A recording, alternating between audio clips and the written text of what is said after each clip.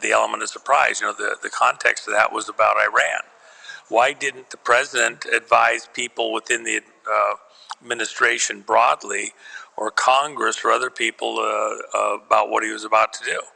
Because they'd have said something, we would have lost the element of surprise. And we have people who've had to actually leave jobs in the intelligence agencies within the Pentagon and other places, and some people have been cut off from information within Congress as a result of leaks that occurred in the hours, days, weeks after we started this Iran campaign, because they immediately had to go tell their friends and try to leak stuff that would have compromised our security. So not letting that happen.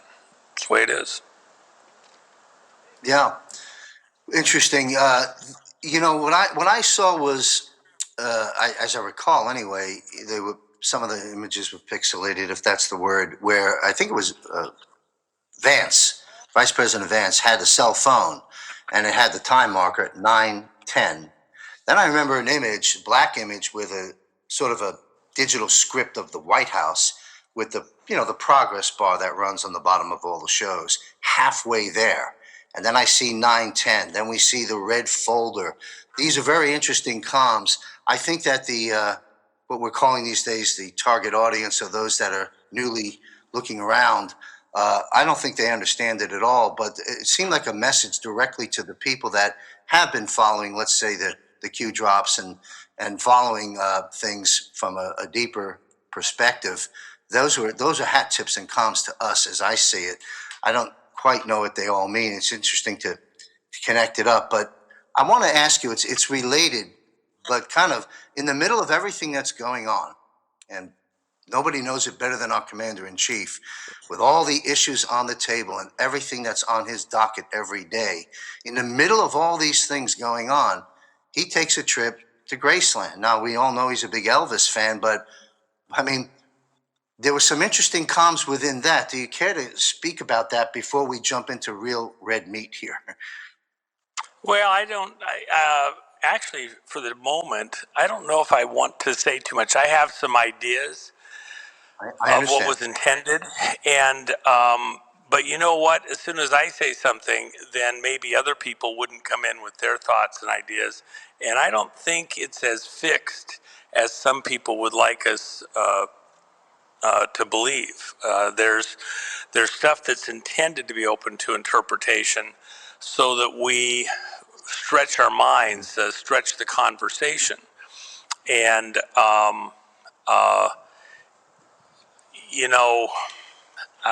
in fact, yeah, I'll hold. There's some stuff I do want to say, but I want to leave that for people to still yet speculate. By the way, I have a Buick 8 here. That's such a cool car. Mine's a convertible, very rare. That is quite the car. That's a cool car. Yeah. I feel like Al Capone's going to jump out with one of them machine guns, Well, in fact, that's some of the stuff they were showing in the imagery around the corner, and very fun stuff. And I was inside at the museum here, but it was too noisy, so we had to step out. But it's so fun inside. This is the Orlando Auto Museum, and just a great spot. If anybody's ever down here, you got kids, it's really designed around young people, but I'm a big kid. It's very fun. So you're a big kid by the side of the road. Yeah, yeah. Just don't get run over. Just an aside, in the context of all of these conversations that are going on right now, why am I here in Orlando? Well, I'm gonna go over to Titusville and watch the rocket launch. What rocket launch? Almost without most of the people within our community even realizing this. Wednesday, 6:25 p.m. We have a rocket scheduled for liftoff to take a crew around the moon. First time since '72, last time we were supposedly there. And so that liftoff is going to happen, and that crew is going to go around the moon in preparation for Artemis 3, which is a moon landing. So Apollo 10 went around the moon, and then Apollo 11, once they had everything, it was a complete mock-up of Apollo 11 with everything in it, and then Apollo 10 went around the moon and came back. They felt the systems were good enough to go to send back a manned team. And the intent is to go back to the moon and this time to build a manned outpost that remains manned in perpetuity. And so that's, the objective. The only thing I'd add to it, you know, NASA running this using Elon's systems, never a straight answer. NASA, there's all sorts of questions that are out there floating regarding this whole thing. It's a very interesting conversation, and this is going to spur all sorts of discussion amongst the American people. Oh yeah. And I have something that was conveyed to me before the first moon launch or landing, and that I've had ever since, and it was it's very, very interesting. And somewhere in here, I may very well disclose it publicly, but it goes to all this. So I watch all of this pretty closely, and so I think everybody should take a little pause. It'll be all over the internet, but this is kind of think of how America was sidetracked from so many of the things that, if you grew up in the late 50s, early 60s, the sense that we were going somewhere, we were going to do something amazing, that existed then, and then it was derailed in the 70s and 80s and 90s. It was, and we haven't really recaptured that. In fact, if you look at the technological advancement curve, what we call the osmotic curve, we have not compounded our advancements. As much as you see the world change around you, we've not compounded them as we should have.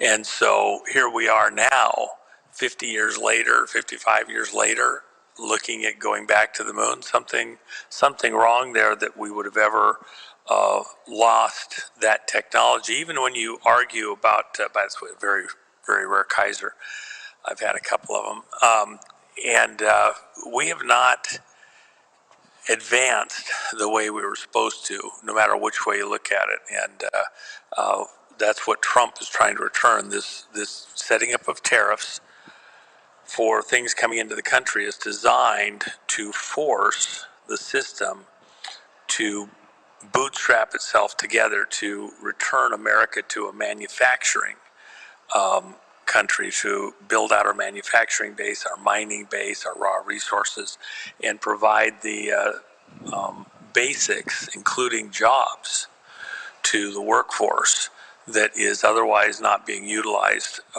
anywhere near full capacity, or utilized in jobs that are demeaning almost for people as they grow further into life. It takes the wind out of people to just try harder. So even the idea of returning to this mental golden age where we see these opportunities and the kids begin to want to capitalize on them again. Imagine what it was like for a kid like me, staying home from school and feigning a cold or whatever you wanted to do so you could watch the next rocket launch, staying up all night while they were fueling and preparing for these rocket launches, all of the early Gemini missions and like that. I watched every last one of them, and then all the Apollo, and followed it extremely closely. It was so amazing, and I think that kind of a rebirth of interest and anticipation is part of the rebuilding and repairing of America that's needed. Excellent. Well, it's interesting because You mentioned before, sure, this will be all over the news cycle and the internet for some time with all types of conversation. I'd be curious to see what Buzz Aldrin has to say about it, but we'll leave that alone at the moment. But I hear what you're saying, really on a patriotic level as well. I was a child, of course, and I mentioned to you off air, my father worked for CBS at the time, not in news, but as a radio technician, and went to all the Apollo launches to do whatever his task was at the time. And so, yeah, I remember what a big event it was. Let's have that again, except this time let's go there. Ha ha ha. Okay, I'd like to ask you, Juan. I'd like to ask you about April 2nd, Liberation Day. Our Commander in Chief and great President Donald J. Trump is talking about. What does that mean to you, Juan? Liberation Day. What do you think's going on April 2nd? What is that announcement communicating to us? Well, again, what you have to kind of think about is that we as a nation have been hijacked in so many ways and tied down like Gulliver to so many things. I just had a conference, private conference, invitation only, invited a lot of the experts and hosted them at the Ahern Hotel in Las Vegas last week.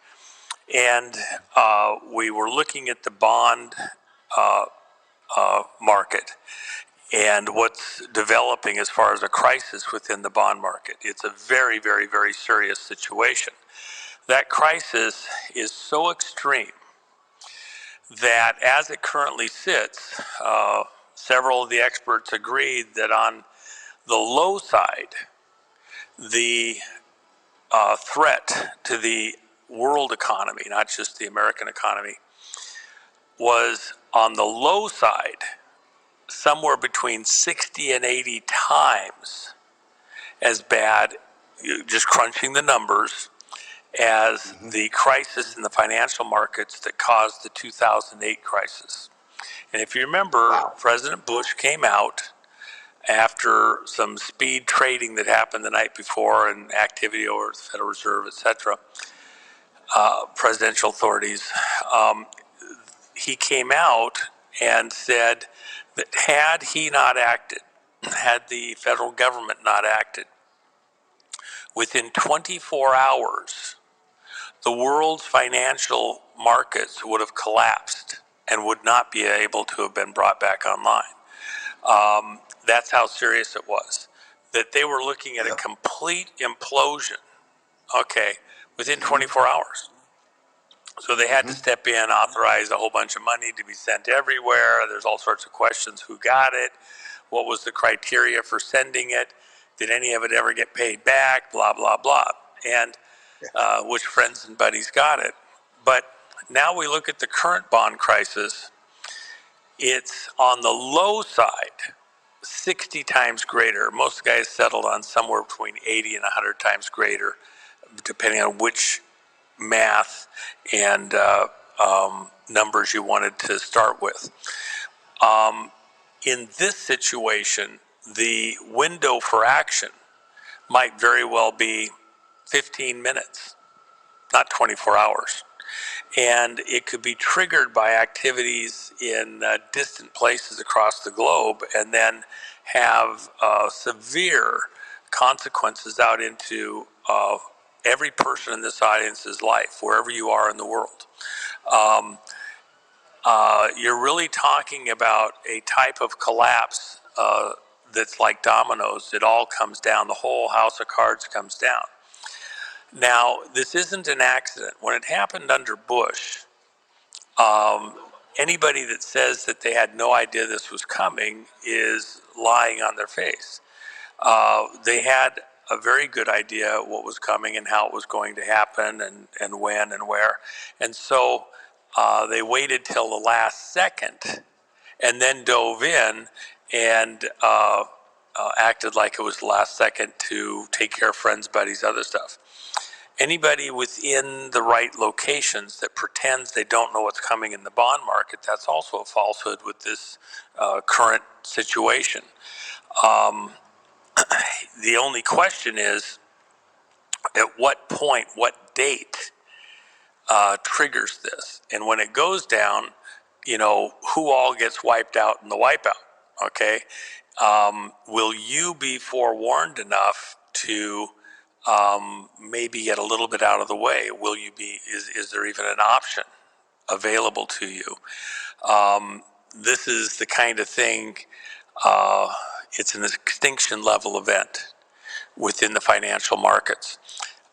Think of it as bad as 2008 was, and remember the ramifications: real estate, jobs, banking, loans, etc. And this is on the low side, 60, 80 times worse, and on the high side, much, much more. Because see, we don't even have all the figures. If you go through and look at the rest of the figures, we're talking about something where currently the numbers we're working with are very incomplete. As more and more data comes in, it may be 200 or 300 times worse than what happened in 2008, and it happens almost instantaneously. Why hasn't somebody done something to prepare and get out of the way of this? Because they aren't afraid it's going to happen. They're praying it happens.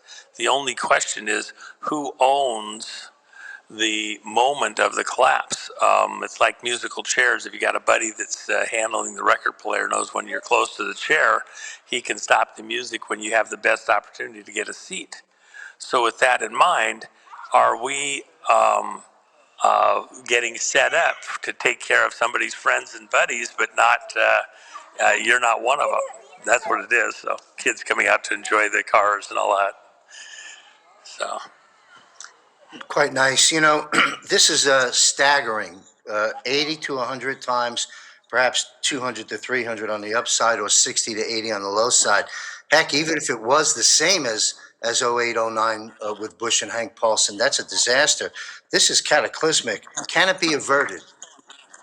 No, that's the starting Can point. it be Everybody diminished? needs to understand.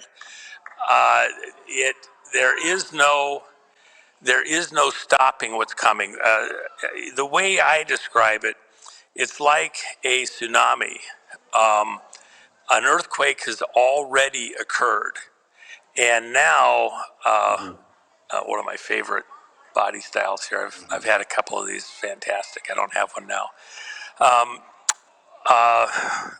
there is no stopping the tsunami wave.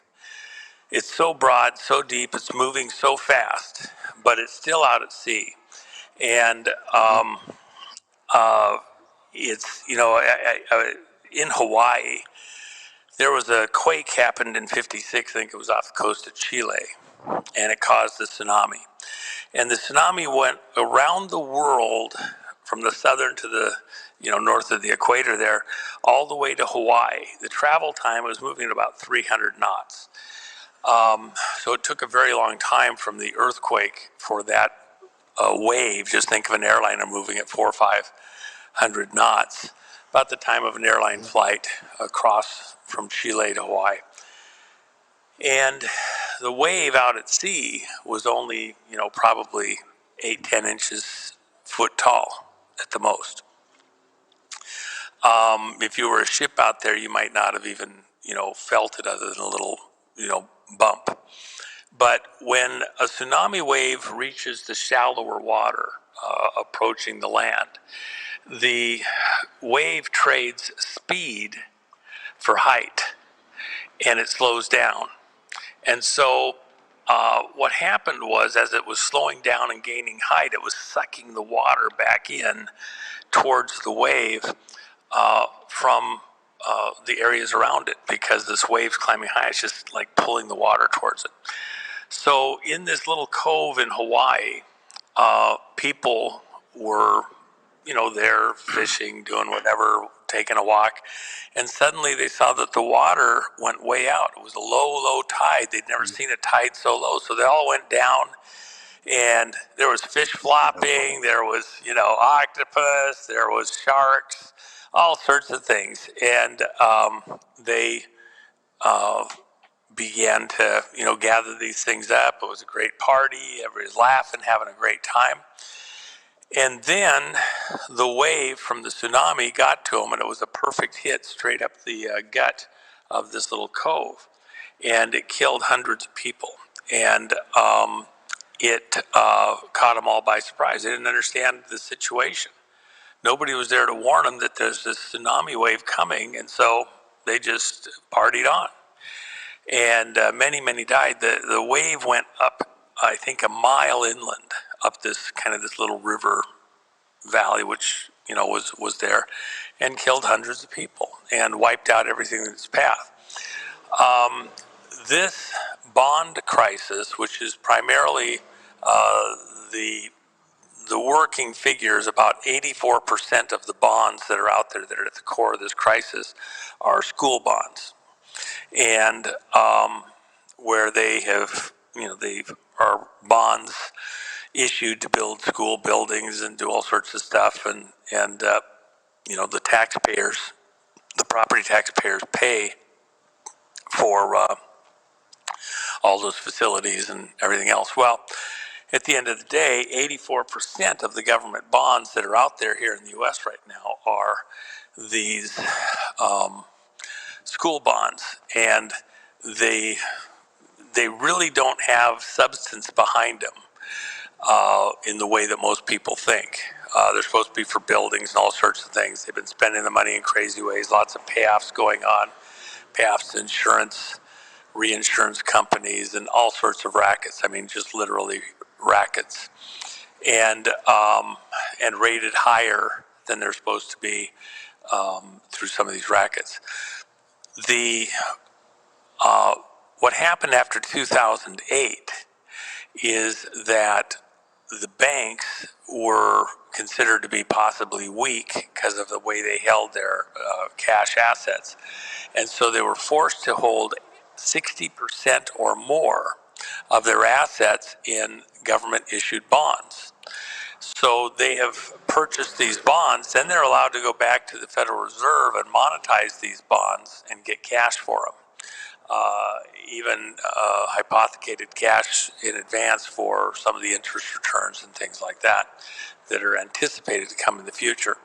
So as one of the speakers who's gone through all of this and is in Supreme Court in Texas on a number of these matters, said, to his way of looking at it, he sees that there's 600 banks that will be completely wiped out as this bond tsunami hits. And it doesn't end there, because they have their agreements into the Federal Reserve System through larger banks, and they have their agreements through the main, half dozen banks. So all of them get hit, and it's a very traumatic thing. The markets get hit, real estate values get hit, and so you're looking at some kind of a perfect storm into the financial community. The 401ks, the investments in the stock markets, all sorts of things get hit very severely. And it can happen on a trigger very quickly. The rate of the explosive activity in the bond market, instead of being 24 hours, could literally be minutes once it's triggered. And so then part of the question becomes, what triggers it, or who triggers it? My belief personally, and we'll just have to watch and see how it plays out, could be wrong. It's my belief that the intent by these globalista, these banker communities, is that they want to collapse it on their timing, and the timing is going to be based on when we start to go in and do arrests related to the election fraud stuff, and or moving into the trial phase. And there's some dancing going on concerning the exact timing.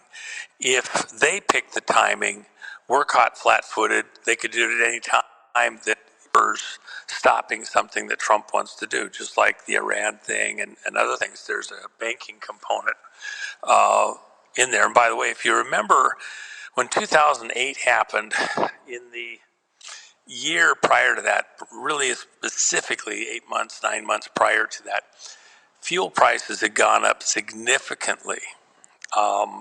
and really hit business, air travel. People had to suddenly, soccer moms couldn't take their kids to soccer except they had to pool. It became wildly expensive to get gas. We're in a similar situation where the expenses for related to fuel usage in factories and people getting to work and all that have gone up wildly since the Iran push started. A lot of people have questioned the wisdom of what President Trump did in attacking the situation in Iran.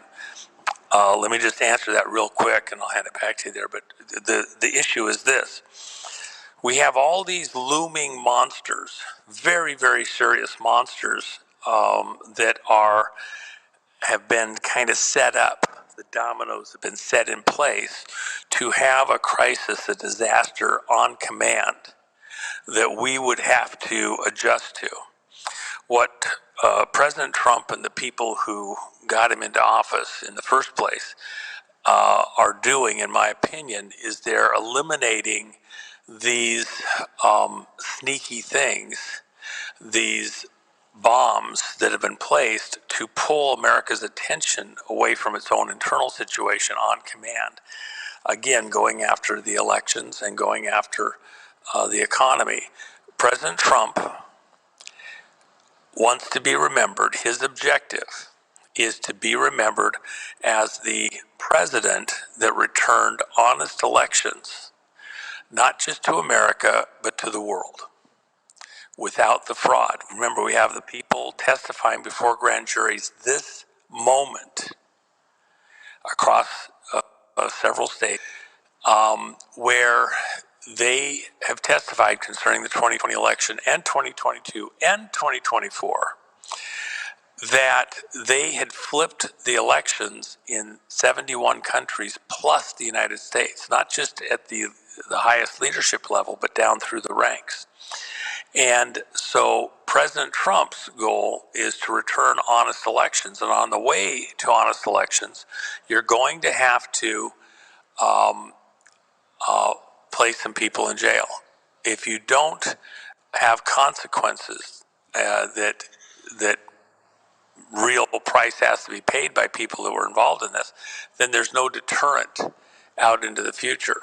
And the people that were manipulating these elections, you must remember, COVID was a component in this worldwide attempt to take over government across the world through the elections. COVID was aimed at the elections. That's why you had the drop boxes. That's why you had all the money coming in trying to manipulate that. So it was a component in this dishonest election cycle. And as time goes on, that will become more and more unarguable. People want to argue about that now, whatever. The data, the information will come out, the testimonies come out of how intricately it was tied to that. The other thing that President Trump wants to be remembered for when his time in office now is done is returning honest money, not just to America, but to the world. And so honest weights and measures. God in the scriptures says, I hate dishonest weights and measures. Well, a fraudulent vote, people putting their finger on the scale, and fraudulent money, people putting stuff out at one value when it's nowhere close to that in real value, whether it's paper fiat or digital fiat. President Trump intends to return honest elections to the American people and to the world. We have to deal with our own, but we're going out and help everybody across the world that's had these frauds perpetrated upon them so that they can be strong allies, honest allies, and not in this crippled state. And then honest money, so we can do honest trade, fair deals, and help the world that way. So those are the two main pillars, and within the context of those two pillars, he's called for a national day of prayer and recommitment of the nation to God, May 17th.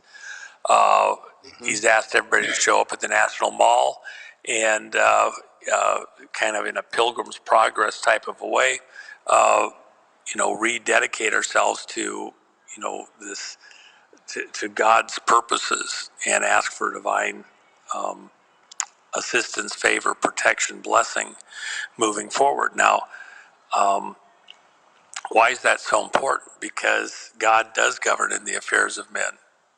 That's what you see with many nations involved, out through the scriptures, and those that defied God didn't survive, and so He's doing that.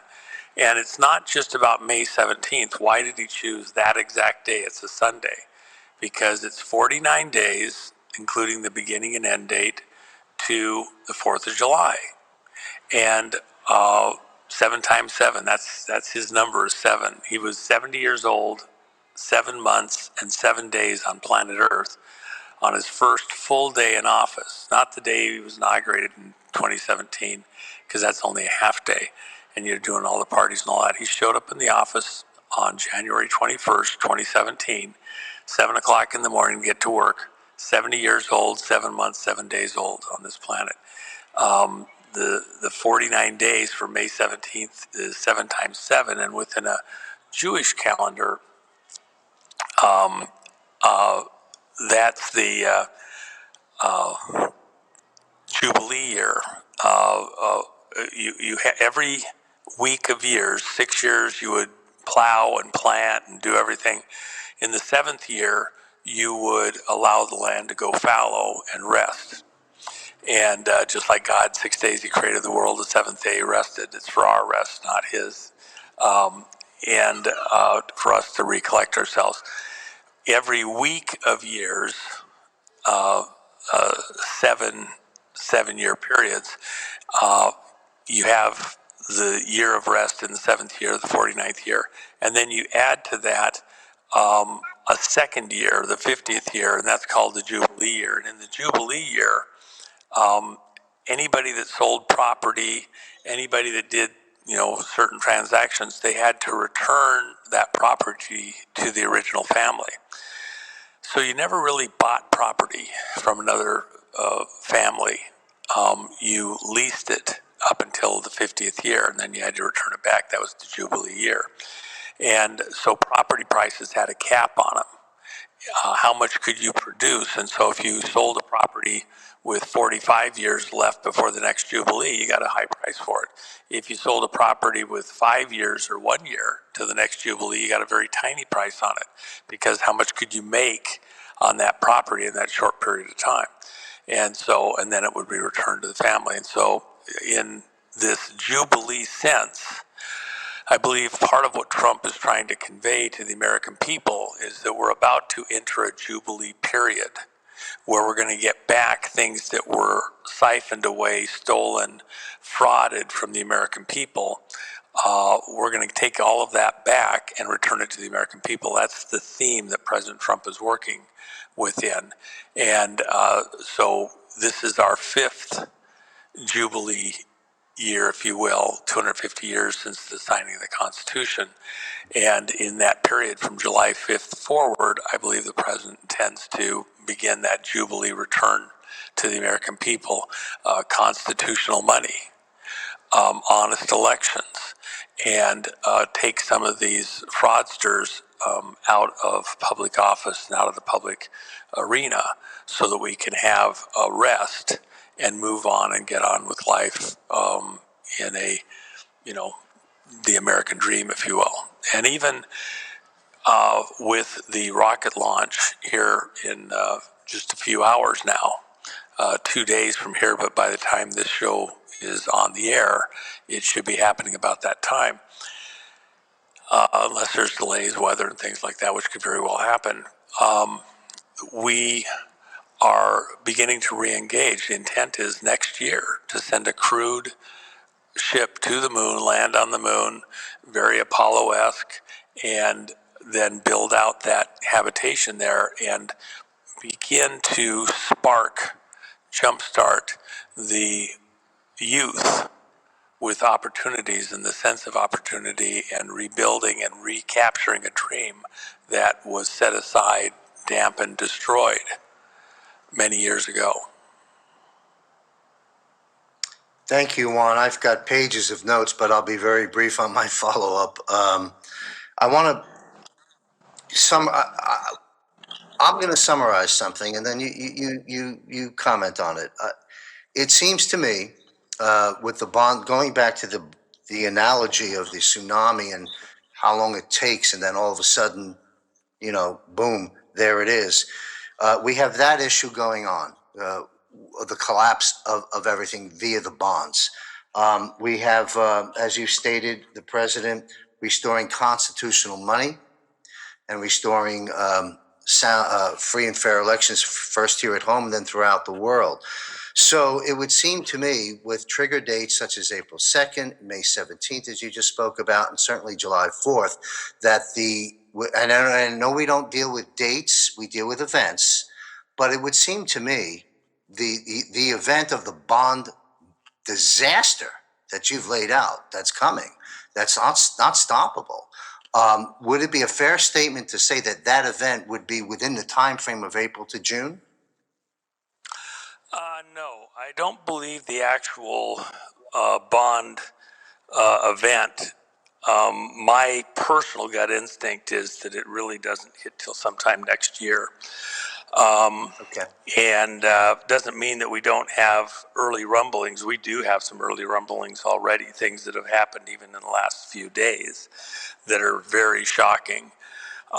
So with that in mind, nobody's skating clear of this stuff. But there is things you can do to kind of get out of the way. What's going to happen? The question is the paper money, the transition over to Treasury, things that are in play. And so the reason why there's so much manipulation into the metals markets right now is because there's so much paper, paper silver, paper gold that's been foisted out there, so it's the real thing within the trading community, that they're trying to wash out those paper commitments as best as they can, and it's manipulating values. Anybody that sold silver in the last few weeks probably made a huge mistake and bought into the bullshit. Just hang tight, let it go where it's going. In fact, I have somebody that took a pretty significant quantity of silver and went to an Asian location from where they were at to sell physical silver because they could buy it at this paper value price and sell it at the market price for physical silver. Enough so that they were able to charter an aircraft and afford to do it to go do the transaction.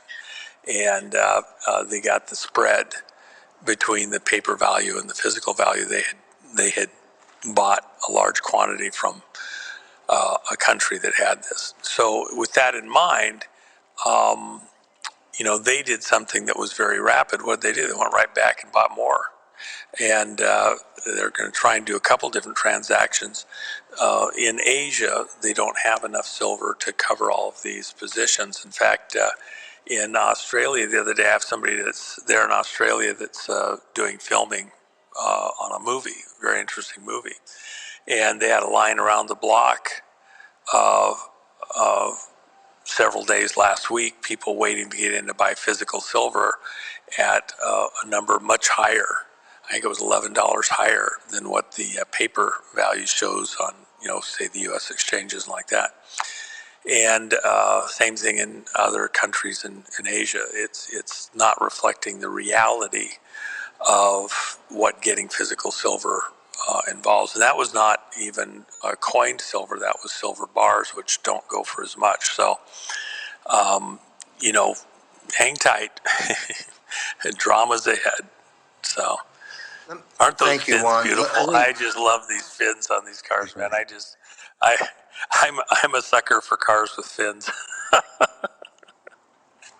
Nice car. I'm not that well schooled, but is that a Chevy? Is that what that is? A Oh no, Chevrolet? no, no! This is a Chrysler. Okay. I've had a couple of these. I've had a couple of the Plymouths, and the DeSoto's my favorite. That's my favorite. But DeSoto convertible. I've come close to buying another one a couple times and haven't pulled the trigger. They're going out of sight on the price, but it's very fun. I'll tell you, if I'm going to get into a car accident, I'd rather it be in that vehicle than the ones they're building today. But let me ask you, Juan, about back to the bonds. You spoke about the school bonds and so forth. That, as I would understand, comes under the category of munis or municipal bonds. Will this bond collapse also occur, and if so, to what extent, in corporate bonds? And then I have a question about the treasury bonds in a moment. Well, the problem is they're all interconnected, and if faith in one bond market collapses, faith in others of them also happen. And, for example, in the municipal bonds, they're usually might be a water district, might be an electrical district, or, they've got a stadium or something like that. These things generate some funds, some cash. In the case of school bonds, it's a property tax. And then, for example, I'll just use Colorado as an example. They've done these wild things in the school bonds in Colorado. There's even a connection to the governor back to, 20 years ago with things that were going on and some of his role in government at that time. And so in Colorado, in the last year, the property taxes have gone up 40% in 1 year. Now, the reason is because they've had to roll over some bonds because they weren't even servicing the interest on the bonds. So they do these compound interest bonds. They're not even paying the principal. They're just paying interest on the interest that's unpaid. If you have it go up 30% 1 year, 40% another year, 20% the next year, how many years can you have these kinds of jumps occur before the people can't afford to pay their property taxes? And what do? They do a tax lien sale and they sell your house. People can't, think of it this way. Excuse me. Did anybody on the whole inside of Colorado, did the average income of people living in Colorado go up 40% while their property taxes went up 40%? No. Did their income even go up 10%? Because the property taxes are a portion of what they pay in their overall bills and mortgages and all that. No. Their income was flat to negative slightly. So these taxes went up radically and they had no new income to do it. People say, oh, well, the property's going up in value and we're going to get more for it. And so it's offset by rising prices, which, by the way, is the product of inflation with money creation. So people had to dig deeper in their pocket, which means they didn't put it in their savings.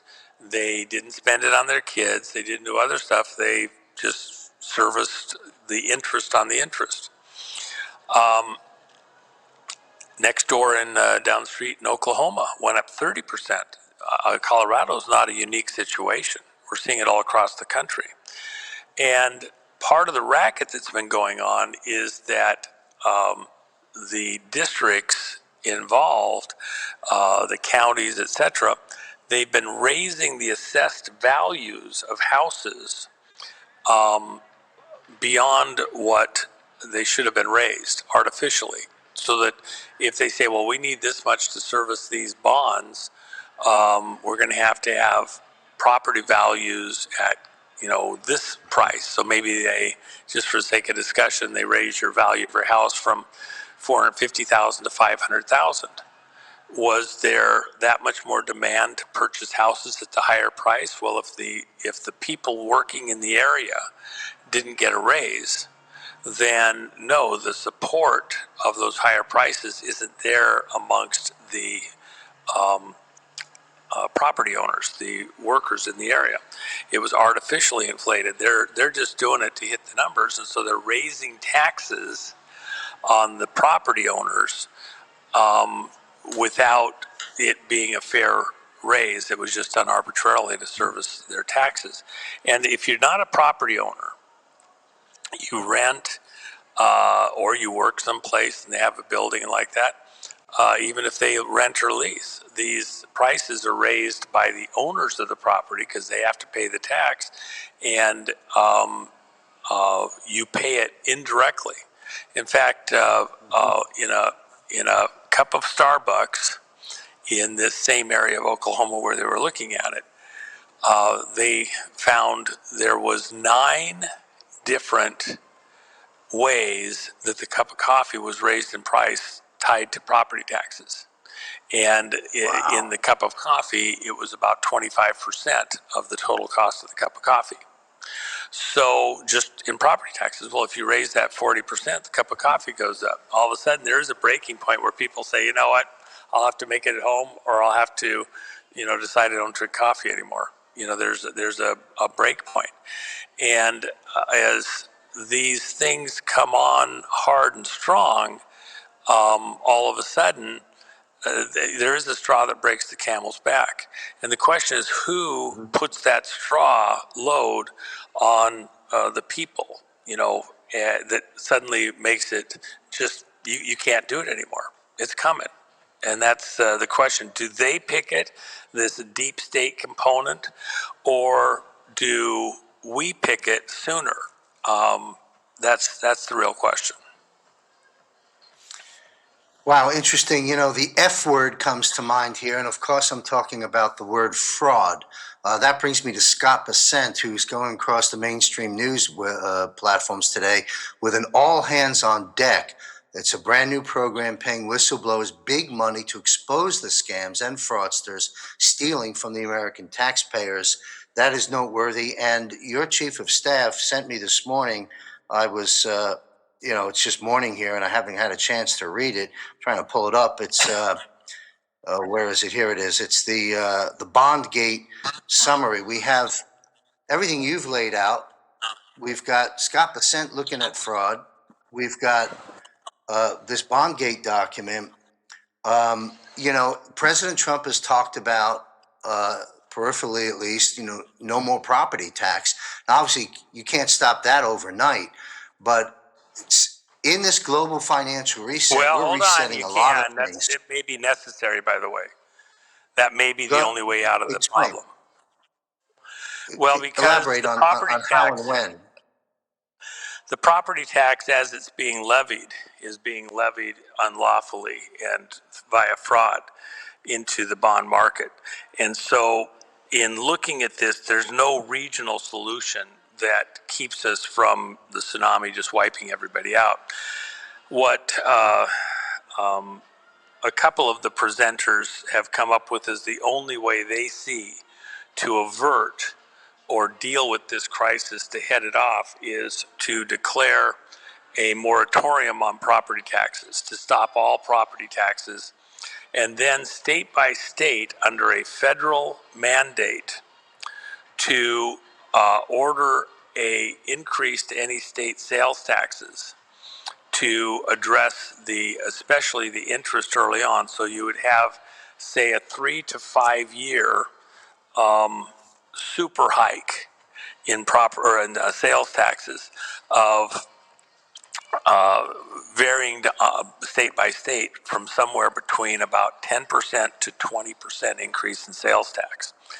When that happens, you take all of that sales tax revenue and apply it to the interest on the existing bonds and reduce the interest load radically to begin with. And then you lighten up and start, paying off the principal. But you've got to hit that interest. And remember, the people that were caught with these things, they are, you know, widows and orphans, much of them. There's some of them that will be wiped out in what happens, and there's nothing that they can do about it. So the intent is to try and take the edge off. I don't believe that those numbers are doable. The people involved, yeah, we could do it, we could do it, we could do it. I don't think so. You would end up stopping. It's such a penalty on shopping, purchasing, doing stuff, you just make the underground economy that much stronger to not do it and pay the tax, and or to renew facilities, purchases, things like that. What Trump does intend to do is to create the mechanism to stop all property taxes along with the federal income tax. But then he's going to take some of the money that he intends to put into a sovereign wealth fund for the country, including sovereign wealth funds for other countries where they've had stuff stolen from them, and take a significant percentage of that and apply it to these pay down these bonds related to the property taxes, and then moderate the total number due. Won't eliminate it completely, but it'll reduce it down to a manageable level.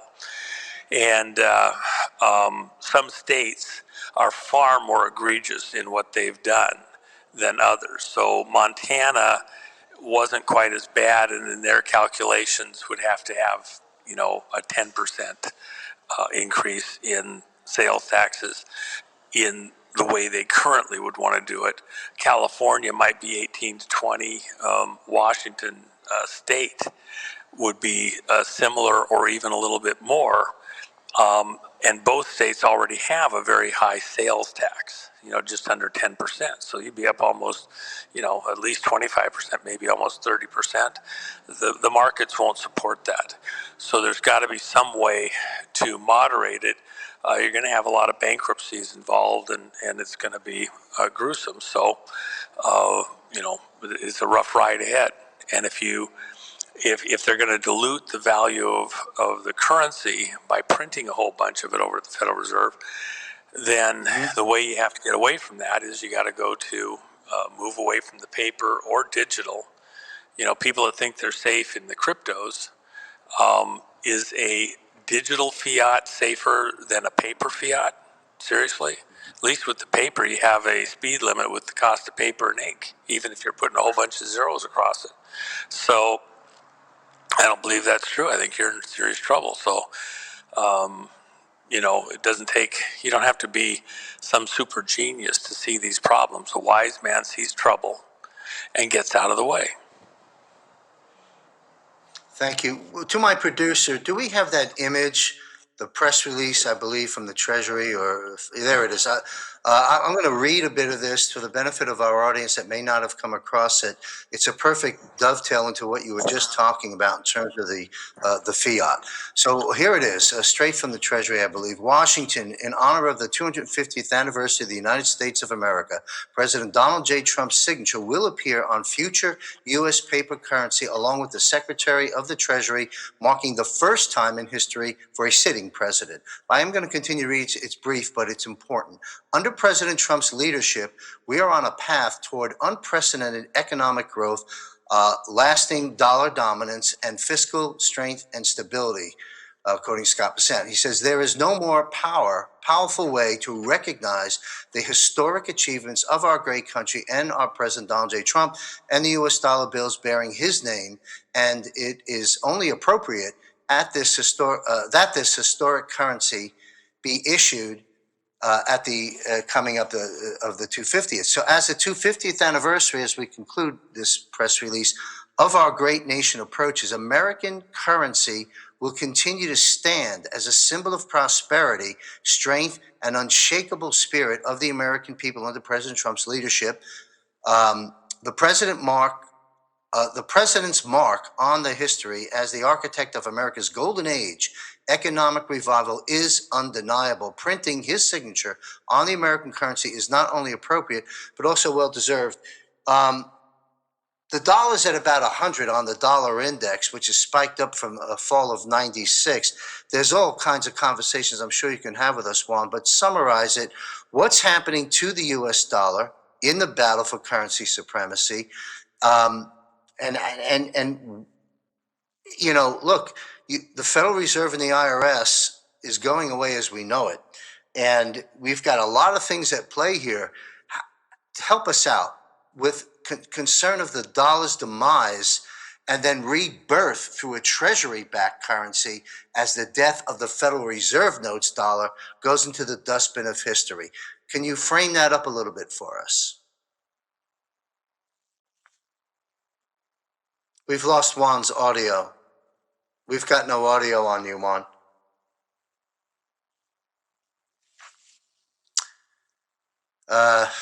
I don't know if my producer can. All right, he's got some tech. Juan, we do not hear you. I think you hear me probably, and you're sorting that out. But folks, if you back up while we're waiting for Juan to resurface, if you back up and listen to this broadcast, there's a lot of dialogue laid out by Juan, and there's a lot of very important signals in there, very important places that we should be focusing our attention. And I sure hope we can get Juan back, because I have some. I like him to comment on what I've just spoken about, and that's the U.S. dollar. And then I'd like to Juan to comment on his view. It's very clear. We have a big prop in the bond market, 60 to 80 times on the low side, worse than '09. Whew. Okay. I hope we get Juan back in to weigh on the U.S. dollar and to weigh in also, because he started to talk about the real estate debacle. It sounds to me like the real estate mess, maybe not as bad as the bond mess, but it can't be a good picture. I'd like Juan to talk about that. And there he is. Juan's back. Yeah, Can you hear me, Juan? I had a call that came in. I tried to, StreamYard doesn't let me block calls, so I apologize. Understood. I was reading the Treasury note on the dollar, the U.S. dollar. Can you? It's up to 100 on the index. We know the game that's being played. We know the Federal Reserve note's going to go away, replaced by a Treasury dollar, and we can see the beginning of that from that press release from the Treasury itself. Frame this up for us, because it's a big story. The U.S. dollar itself. Will it hit zero? Will it go down? Will it be rescued with a Treasury note? How does that play out? Time frames, etc. Well, hold on a second. A Federal Reserve note is not a Treasury note. A Federal Reserve Correct. note is a Federal Reserve note. That is a private banking organization. It is a international banking organization with their roots over there in the city of London. And in fact, that's been the fight all the way along with Trump. Remember this: the dossier that FBI agent Stroke and FBI agent Page went and was picked up in the city of London, not in London proper, the city of London, which is the old Roman city. The 1 square mile has a brick wall around it even today.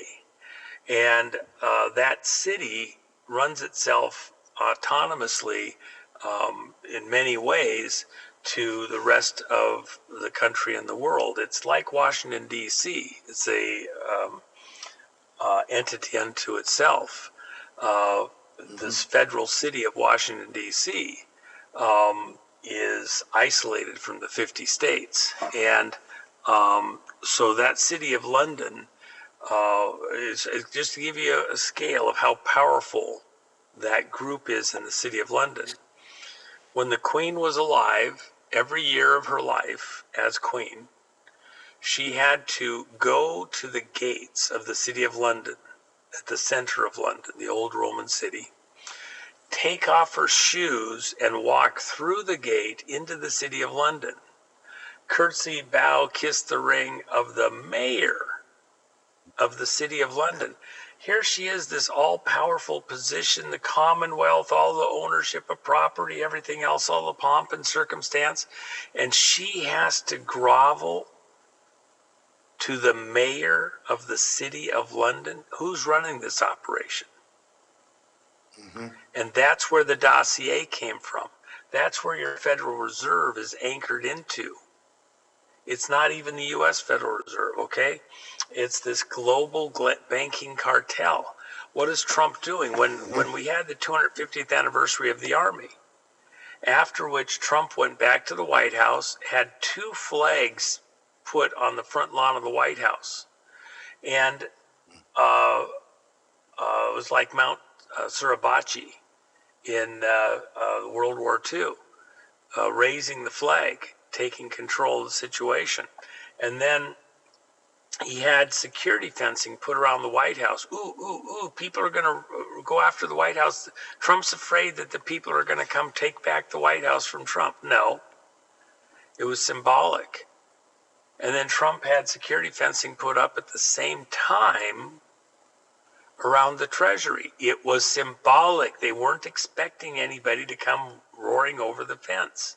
It was symbolic. He didn't put it around the Supreme Court. He didn't put it around Congress. He didn't put it around the Federal Reserve, because he was sending a message. I'm going to protect the constitutional dollar and the presidency, the commander-in-chief position, against all takers here in the swamp.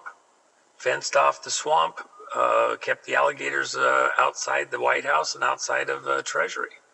And that's where we're at right now. We're going to protect the Treasury and its constitutional dollar versus the Federal Reserve dollar, which is no more federal than Federal Express. In fact, even the Board of Governors for the Federal Reserve had a building in Washington, D.C., the Board of Governors building.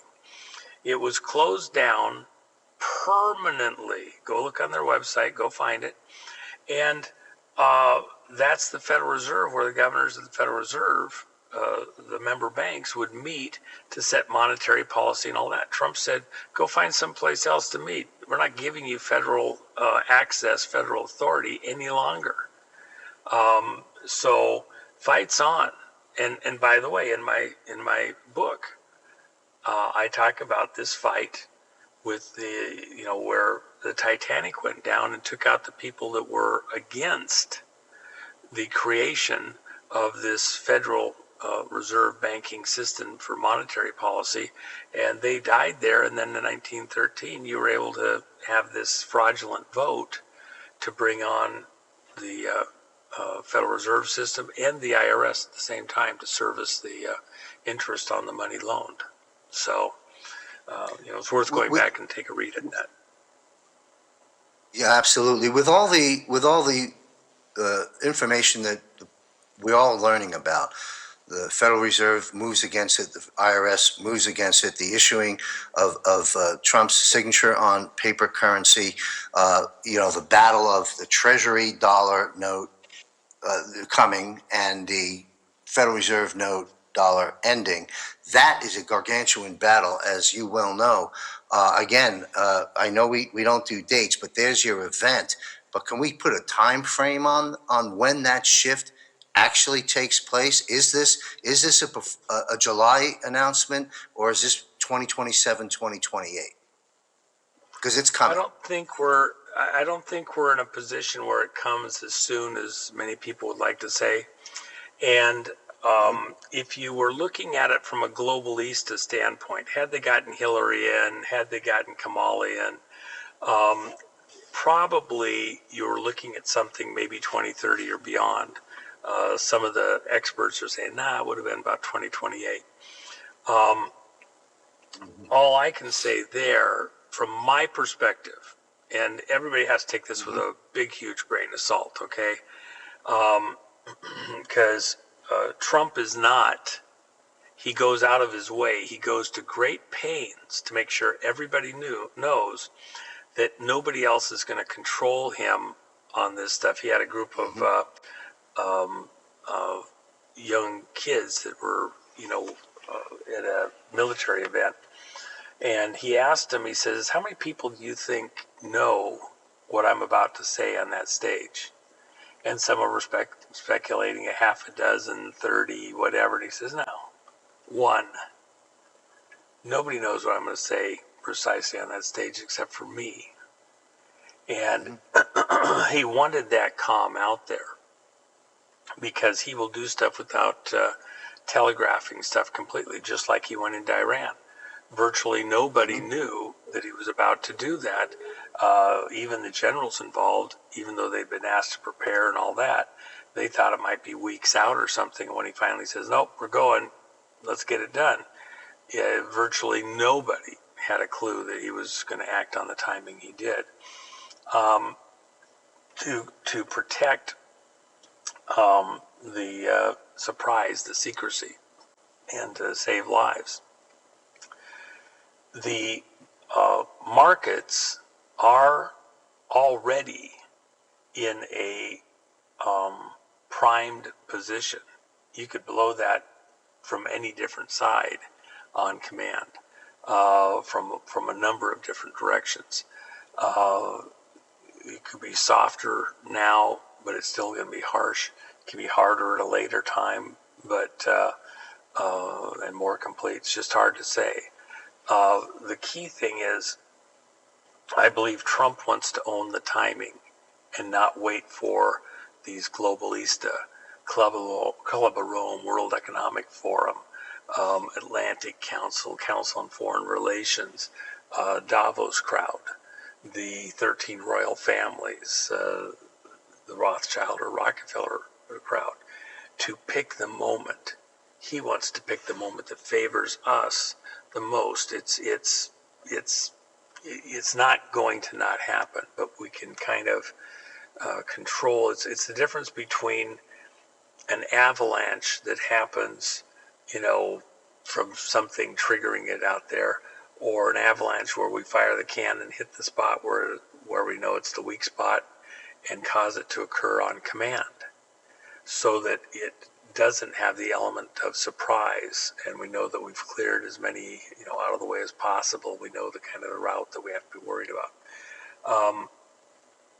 And with that in mind, somebody saying they know exactly, or they've intuited the exact moment that Trump's most likely to do it. Well, maybe they have, maybe they haven't. I don't think Trump's conveying that precisely, and they're still getting their ducks in a row.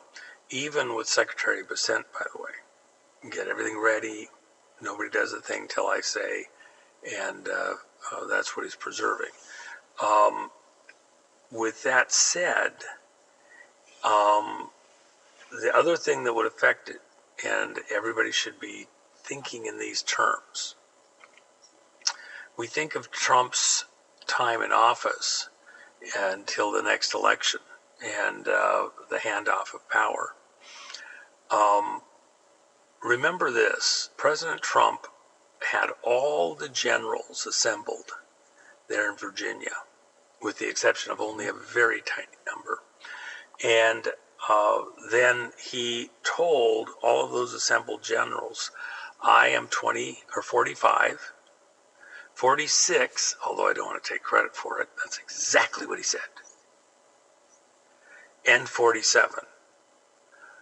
You have to think of the rarefied air of the men in that room, our military in the room, and guys were giving each other a side glance, and they were like rolling their eyes in their head. What in the world did he just say? Why did he say that? He's 46? Are you kidding me? Oh, but in a continuity in government situation, blah, blah, blah, we'd all have to know. Really? You think you do? Trump, there's other things afoot here that are very much so not understood out into the electorate, where there's a dance taking place. We are not, by the way, in a devolution moment. Devolution is a very specific legal term, and this is not devolution. But it is a controlled situation to protect the American people and people across the world, by the way. And the thing that's coming, which is the trigger event probably before the bonds, is the arrests related to the election fraud. Yeah. Some of the arrests related to the Russia fraud and the damage to President Trump's first term. As those people are taken into custody, most of them for prosecution in military tribunals for treason, for traitorous activities, in aid of foreign governments. Many will go through the regular justice system, but not the majority. And in that moment, the attempt to protect by taking the economy off the rails, by hijacking stability of the American economy, these globalists, these globalista, may very well try to pull some trigger that would take us off point. And I believe that what President Trump has done in several locations, if you look at the last year plus, he has methodically, under the advice of the generals who invited him to run for office, the 200, this has been gamed out extensively. This is not as haphazard as it might look. It's not as date-driven, although that's a component, as it is checkpoints. And you have to get through this checkpoint to do this other thing. And there's some fluidity on the dates. There's very little fluidity on the checkpoints that have to be crossed before you go to the next action. You have to bring the American public along. You have to have consensus amongst the people for the things that you're about to do. So with that in mind, President Trump is operating with a roadmap, but not necessarily precisely a schedule. In some ways, we're ahead of schedule, and then we pause. Iran, for example, when the president says we're ahead of schedule in Iran, okay, well, that just means that we have a bit of a zone to cross the T's and dot the I's better and give attention to other things. It's just like the rocket launch that I'll be watching on Wednesday when your show's coming out, this one we're doing right now. You could have a weather hold for lightning, rain, winds, because it could push pressure on the vehicles that's coming out of the lower atmosphere where the winds are more significant. You could have that cause stresses that they don't want. You could have a hold due to an electrical system, fuel system, computers, any number of things that you'd have to scrub the launch or delay it. I think they have a 2-hour window from 6:30 to 8:30 p.m. East Coast time to do that launch that day, and then they have to go to the next day. And then after so many days, the location of the moon in relation to the Earth moves to a place that it doesn't work for a launch, and so they'd have to wait till the end of the month. So there's all sorts of things that could happen on a hold, and it's the same thing with what President Trump is doing. Any number of things could come in, so they have options for next moves, and that includes for accelerating the next moves.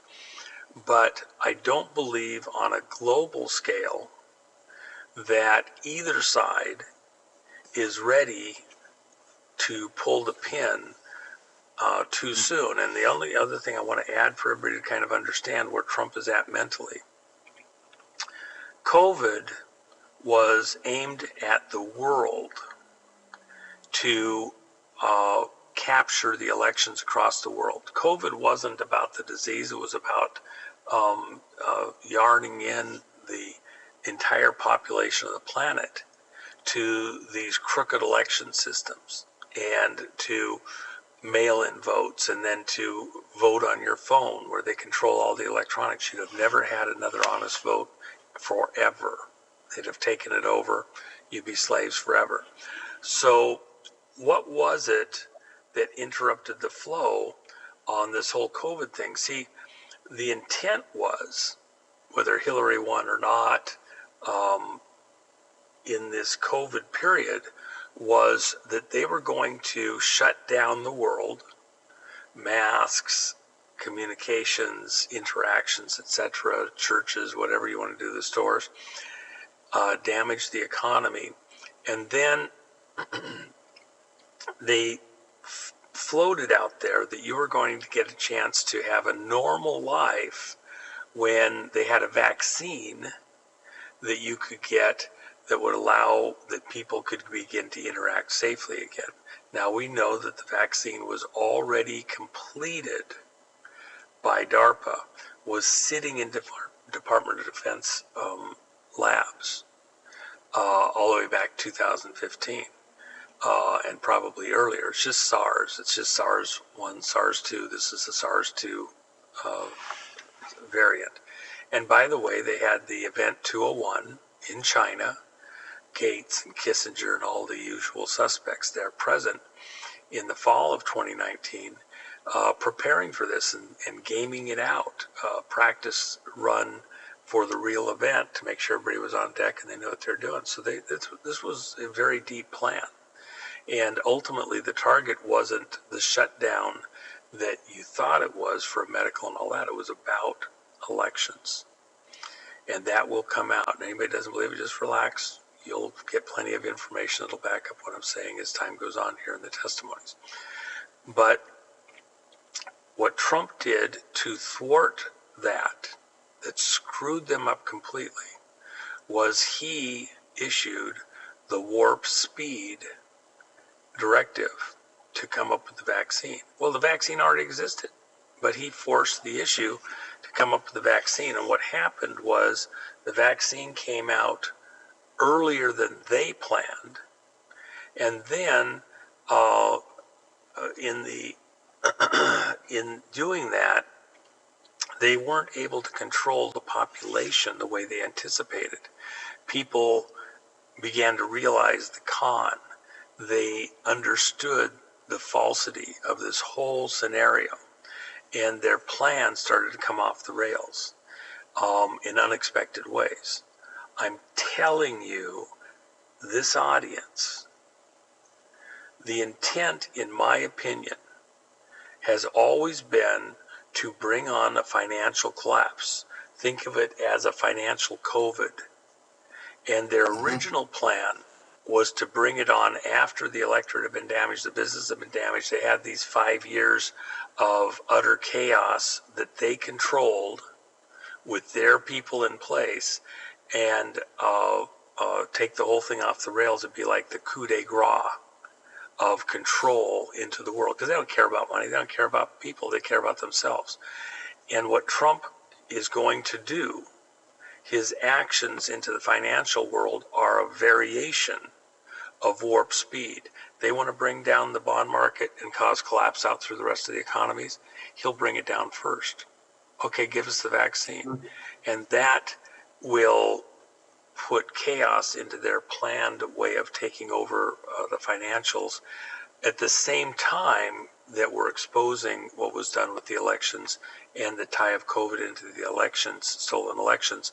Because again, as I've told your audience previously, Trump intends that at the end of his time in public life, when he leaves this world, he will be remembered for two things: bringing back honest elections and honest money, not just to America, but to the world.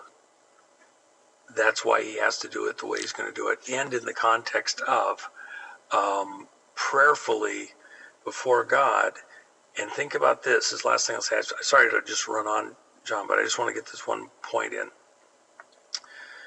President Trump, especially after the Butler incident, but all along in here, has believed, and he said it in the inauguration here in 2025, that he believes he's here by the hand of God. God governs in the affairs of men.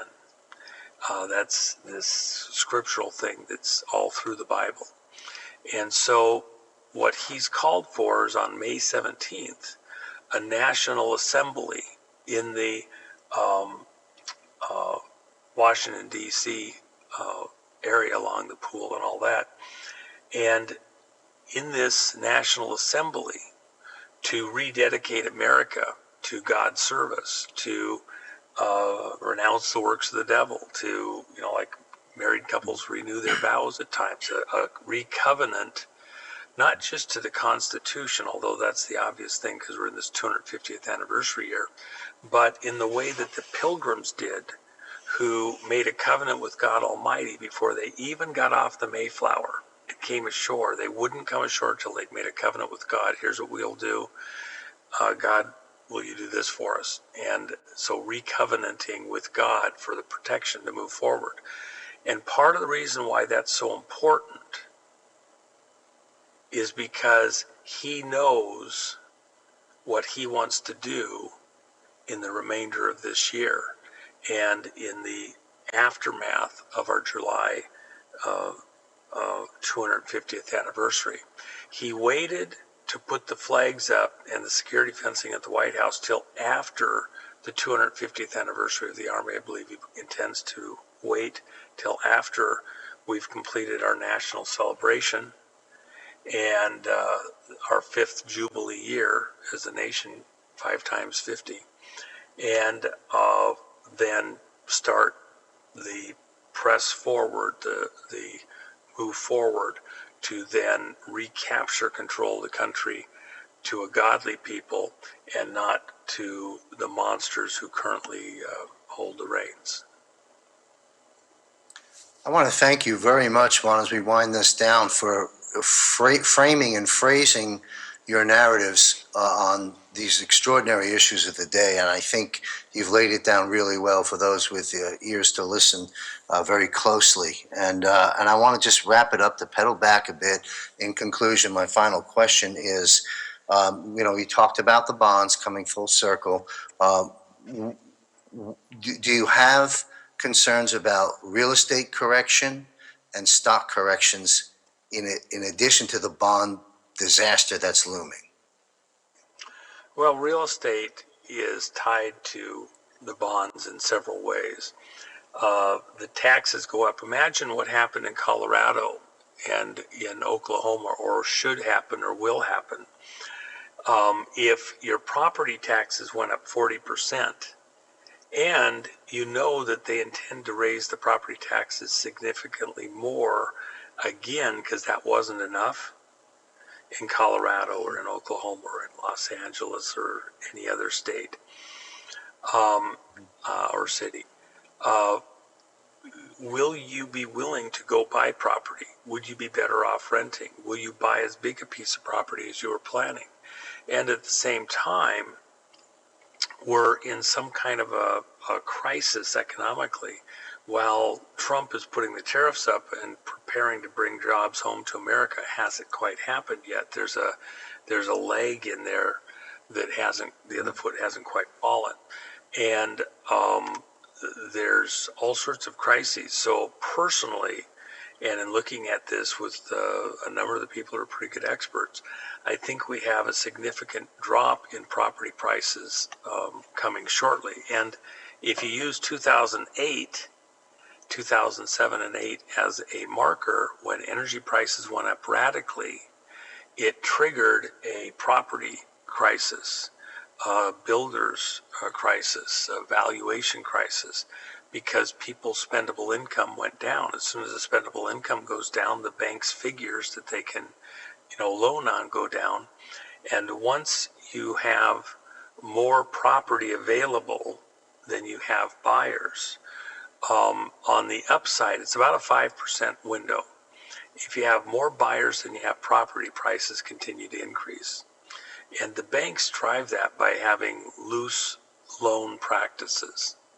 When the banks tighten up, then the property values start leveling off or going down. If you have 5% less buyers than you have properties available, properties don't go down in value 5 or 10%. The floor comes out from underneath them. The builders build their properties based on a certain return they expect to get based on where prices are going. And I've been through this about 5 times in my lifetime. Peak to trough, low side, a soft fall is 20-25% in property values. A hard fall is a 40% drop. This one, and the people doing it aren't just crying wolf and Chicken Little and all that sort of thing.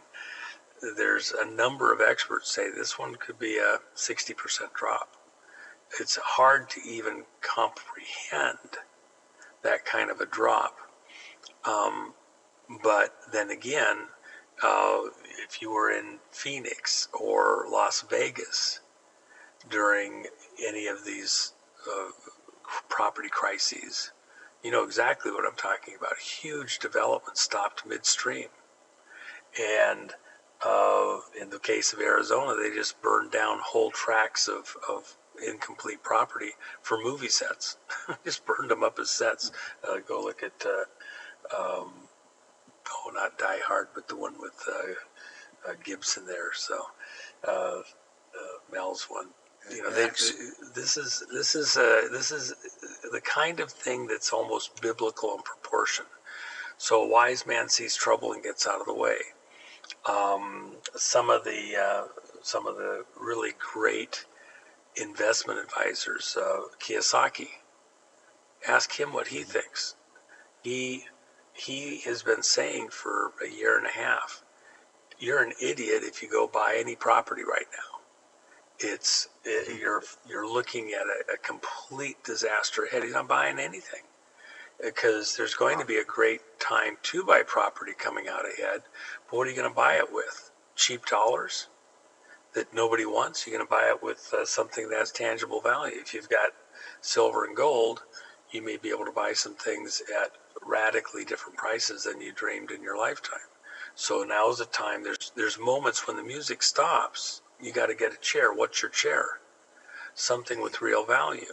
It doesn't have to be silver or gold. Maybe you're a farmer and you get tractors at 30, 40 cents on the dollar, or other equipment that you need. Maybe there's other stuff that we haven't thought of that's worthwhile. Okay, and the one thing I want to make sure that everybody understands is, this is not Armageddon. This isn't the end of the world. You're not having to store up with food and supplies for 5 years for your family in your hellhole. We're talking about a hard hiccup in the way things are going, and where President Trump and the team behind him understand you cannot drop the hull speed of the ship of state of America below a certain number and stay functional, or these other ships of state that are our friends around the world. Pirates have taken control of the ship of state. The pirates are actually insane. They actually are mad with power, mad with greed. They are sold out to outer space, and they have an attitude of, if I don't get mine, nobody gets it. I got mine, too bad about you. They don't intend to let anybody else survive except themselves and their tight crew that protect them, family, etc. With that in mind, we're engaging those people, and it will be a wipeout for them, not us. This is pretty methodical, but it is, it's a battle at sea. We're going to open up cannons. They're going to open up cannons, and it's going to be, one heck of a firestorm for a bit. I have every confidence personally that not only are we going to survive this, we're going to flourish in the aftermath as we throw these bonds off as Gulliver, we stand up again, and that we've actually got a pretty good plan moving forward. But as President Trump has appropriately done, you better be praying, okay? Hand to God moment. That's what that period, that pause, if you will, is from May 17th to July 4th. Deep breath. You line yourself, get on God's side on this thing, pray yourself into it, and then be ready for the fireworks, because it's going to be epic, and it's going to be spectacular as we take these monsters into custody, take them off the streets, take them out of power, and make spectacles of them, not just for the sake of drama, but as a signpost in the history of the world that this cannot be allowed to happen, this can't happen again, and to make a spectacle of them that helps to ward off anybody wanting to do it again in the future. And also as a training moment for the kids growing up today, that they see what is possible and they do not fall into these traps readily out into the future. Well, the power of that prayer collectively on May 17th is going to tip the scales in this universe in a very big way. I've got to get you on the record, and if you can close us out in the next couple of minutes here. Stocks, while I understand that in the golden age, when we get on the other side of everything we've been discussing, we're going to have tremendous opportunities in the stock market. During this transition, do you have any concerns as you laid out for real estate and bonds? Where do you stand on stocks? Well, again, I think that, a lot of the stock values are tied to real estate.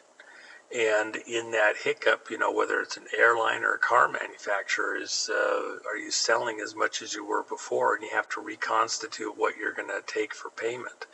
I think it's a pretty tough season that doesn't end quickly. In fact, some of the dramas, in order to clear certain risks that are ahead for us, there's going to be a EBS,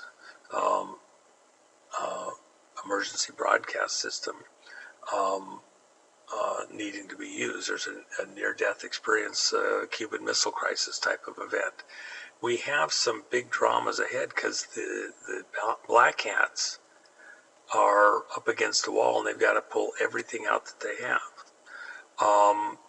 But we've anticipated those things. They're not end of the world events because we're not going to let it develop to that point. We're switching our stance, repositioning ourselves to survive this and to flourish on the far side of it. Doesn't mean there's not trauma.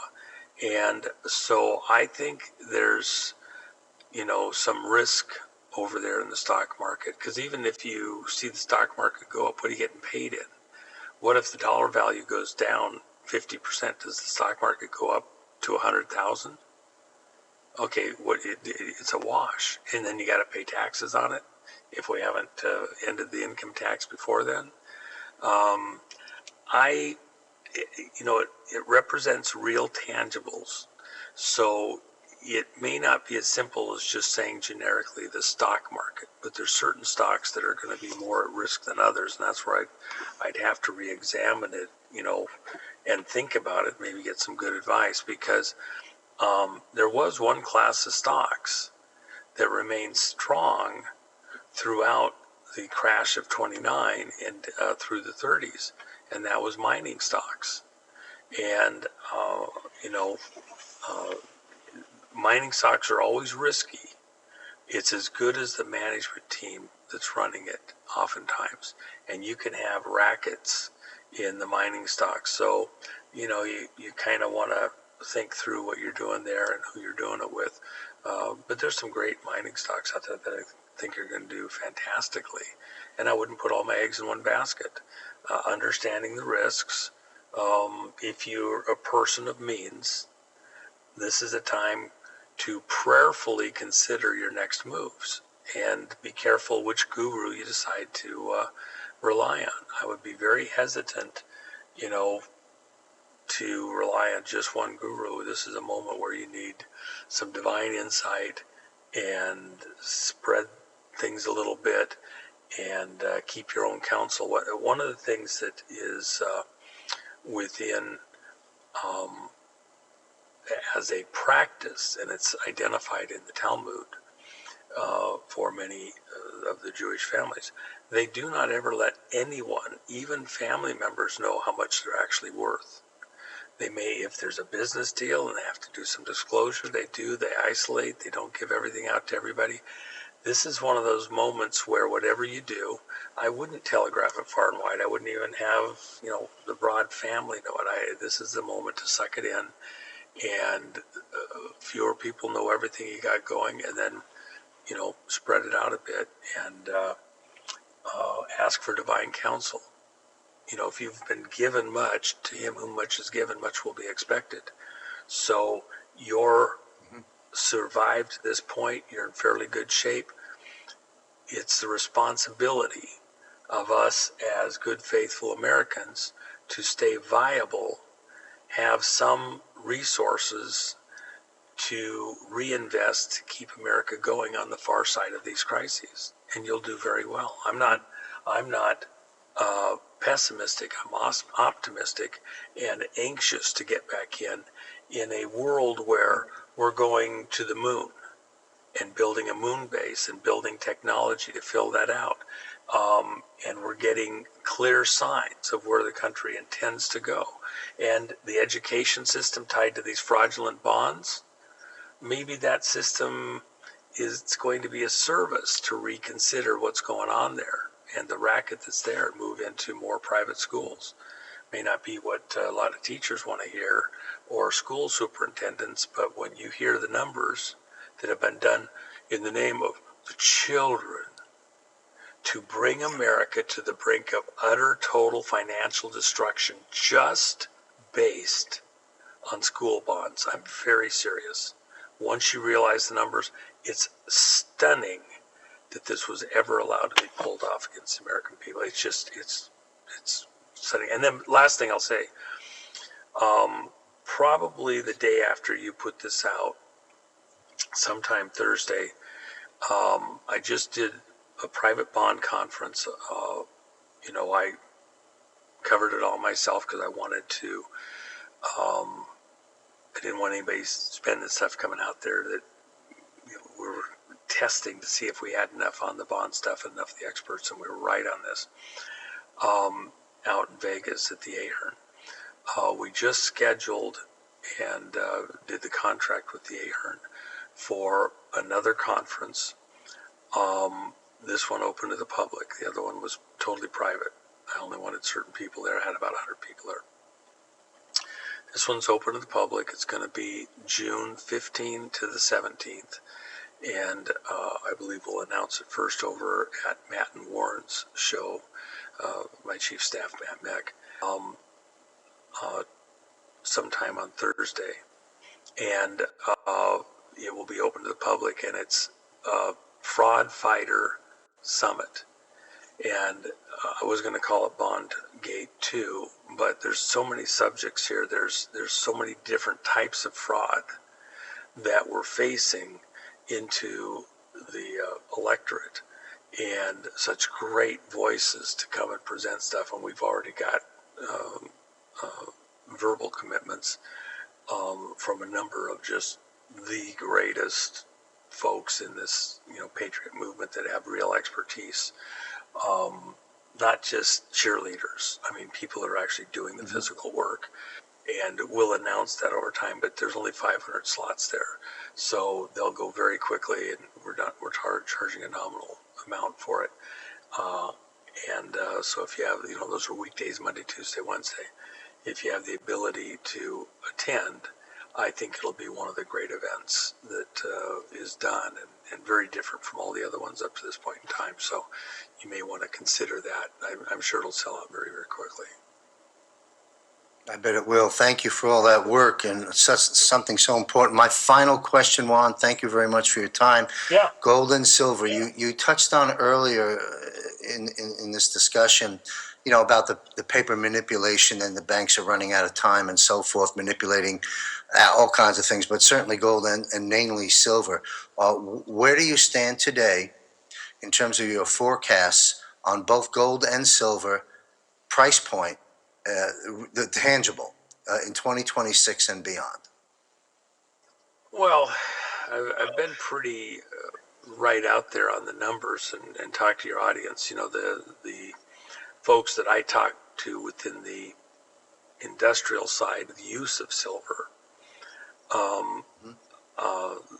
their pain point comes at about 280, and then it begins to be more and more difficult. The amount of silver that's actually used per saleable computer chip, etc., is a little bit lower. And remember, we haven't actually got the manufacturing up and rolling here in the country. So they're pre-buying, preloading while silver is low, physical inventory so that they can use it. The demand for silver as America turns back on industrially is going to be absolutely phenomenal. And there's nowhere, not even a beginning point of new silver being minted or mined to fill the need here domestically. Remember, Trump's put a 50% tariff on a lot of the places, including China. If you wanted to buy silver, you're not paying market, this paper price. You're paying 50% more as a tariff unless you're getting it here domestically. Well, silver mines haven't been turned on here domestically yet. So there's a gap from when demand's going to come on hard and strong, and the mining is able to supply that need. From the mining side, they're hesitant to commit the resources, the energy, the personnel to bring on these mines. There's only a handful of mines that can be turned back on. A lot of them, you have to go start a whole new mine, and that process is very energy and monetarily expensive. And so they're not convinced, these aren't necessarily mega patriot, Trump lovers, etc. Their concern is a valid concern. If they commit the monies to turn on silver mining here in the country, and then Trump's gone in 3 years, will the next administration be supportive of their mining, both with tax breaks, keeping the tariffs up, etc., and until they can actually start turning a profit, because they have to make huge investments to get production up enough that it's worthwhile on the return to keep going. And they have to get investors to spend money with them to turn on the mining processes. Be 5, even 10 years before they pull the first, quantities of silver. You got to get heavy equipment and stuff. You got to train crews. Right now, you don't even have enough kids sufficiently trained to go and do the mining stuff. By the way, they just had a miners competition the other day in Arizona that I would have loved to have gone to last week in Scottsdale. If you have sons, daughters that are high school, early college, this is the moment to have them seriously consider going into schooling related to mining. I'm very serious. Think about that again. It's building towards the future. And there's all sorts of skill sets involved in there. And then if they want to really think out there, within the next very short period of years, arguably as short as 15, probably more like 20, 25, 30, but within the working lifetime of many of these kids, you'll be doing some mining on the moon. You'll be doing mining of asteroids. If you have those skill sets, but you want to think out of the box, there's all sorts of wild angles that are very interesting and will have tremendous rates of return on your education dollar. Think about it. Could be fun. Interesting. Yeah, you bet. So we have a bright future ahead. We have a pinch moment that we have to get through, and we are going to get through it, and it's going to be amazing. If you're planning to survive this, you're going to have something amazing. And so don't let, these, Debbie Downers scare the crap out of you. They're out there. The moment is about opportunity. At the same time, there's risk. Plan to make it through and to minimize your risk and to be able to capitalize on the opportunities they had. And by the way, with gold and silver, it's not that you hold them forever. You have them for a period of time till things turn back on, and then you have something of real substance, real value to trade back into the system where things are turning on and coming back on. That's what this is really about. It's a brief moment, but a lot of people, all their dominoes are going to fall down in that hiccup. If you've got something solid, you'll survive the hiccup and flourish. You bet. Thank you so much, Juan Savin. Please visit allpatriots.gumroad.com. It's up on the screen. And of course, thejennifermack.com to get plugged into Juan and Jennifer's world. We can't thank you enough, Juan. Very inspirational, Oh, by the extremely way, John, informative. there's Yeah. Jen has something that she's going to release on her site. I think about Wednesday or Thursday. So about this show comes out, she's got a new client, and it's pretty cool, and she's got a pretty special deal on that. So anyway, but that's her thing over at thejennifermack.com. So you might want to go take a look at it. I won't say any more. All right. Well, Mystery Sandwich, we'll all be there later this week, thejennifermack.com. Folks, join Juan Savin, Brigadier General Blaine Holt, Juan's Chief of Staff, retired Lieutenant Colonel of the Marines, Mr. Matt Meck, and Captain Pete Madisu later in April for our monthly Eyes on Gitmo episode, where we'll cover different issues and who knows what, depends on what transpires between now and then. But Eyes on Gitmo, plug in, sign up for free at jmcbroadcasting.com. Best to you and Jennifer, Juan. God bless you, and thank you very much for joining us here today. Very much appreciated. Thank you, sir. All right. Night, folks. All right, my next guest brings a wealth of knowledge and expertise concerning the economy and precious metals. We're going to talk with Bill Armour in just a moment, get his feedback on what Juan just spoke about, and then I've got some pointed questions for Bill, being an expert in precious metals as he is. He's my highly recommended resource for your gold and silver acquisitions inside or outside of your IRA or qualified plans. Bill Armour has built a unique career combining vocational ministry and expertise in the precious metals industry, equipping him to bridge faith-based perspectives with practical wisdom in stewardship and business. He's originally from Tucson, and Bill Armour spent 8 years serving in the U.S. Army Reserves. Take note of that. Also, thereafter went on to attend the Azusa Pacific University, a Christian school in Southern California, with a focus on Christian ministry and biblical studies. Thanks for patiently waiting in the digital green room as it is. Welcome back, Bill Armour. Hey, great to be back. Thanks for having me on. So, Bill, presuming you were participating as a spectator, if you will, the discussion with Juan just now, he unpacked a lot of stuff. What's your feedback? Where would you like to come in on all that dialogue? Yeah, a couple things that stood out to me. The very first one, and I think he hit it very pointedly, is the analogy he gave about the story, I suppose, of Trump telling the military cadets there that only I know what I'm going to say when I go out there.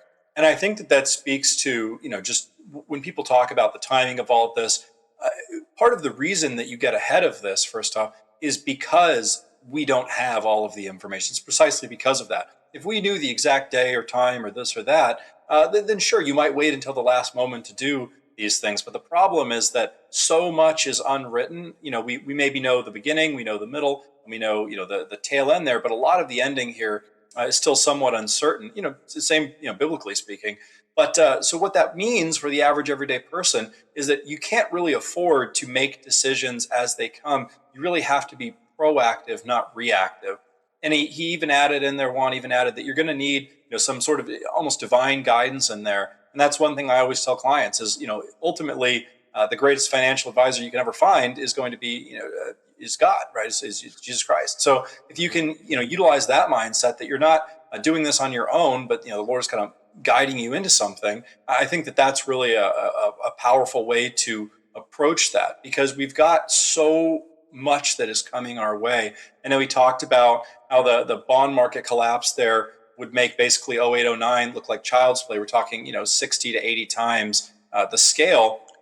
And he's right. And part of that comes, the housing market collapse there was a start of this idea that you could put one thing inside of another thing and basically retrade the same idea, same individual item, a mortgage or mortgage bonds over and over and over. You could repackage them and sell them. So it's kind of like you're just building one thing on itself. And so when you were talking to him about what this would look like, and okay, well, what about real estate? Well, what about the market?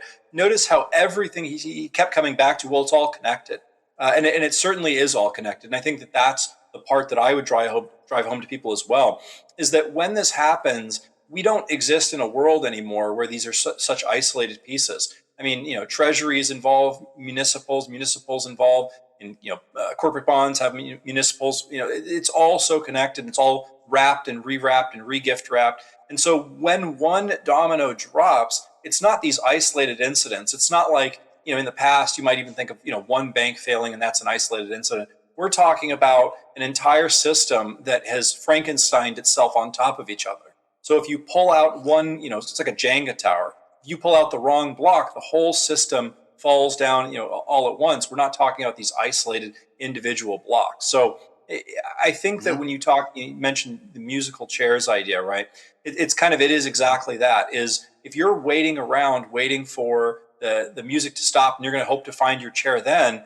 I don't know if you ever played it growing up, but that's how you lose musical chairs, is by looking for a chair when the music does stop. You talk 600 banks wiped out, could be more. So this is going to be a catastrophic event. We're going to see real estate. And I've got some things even to bring up that tie perfectly into what Juan was saying in regards to what money is starting to do in the sort of private credit we talked about a little bit last week. I have a couple more things to say about that. Some real estate funds. We're starting to see these big money movers where a lot of money is starting to get a head start and noticing that it's going to take them a long time. So these are proactive moves made by money that has, we're talking about tremendous money movers that are starting to get a head start on this. And if they're doing that, if they're starting to pull money out of the system, that should be a blaring signal to anyone, an average retail investor that is saying, okay, why all of a sudden is private credit capping distributions? Why are real estate funds capping distributions or withdrawals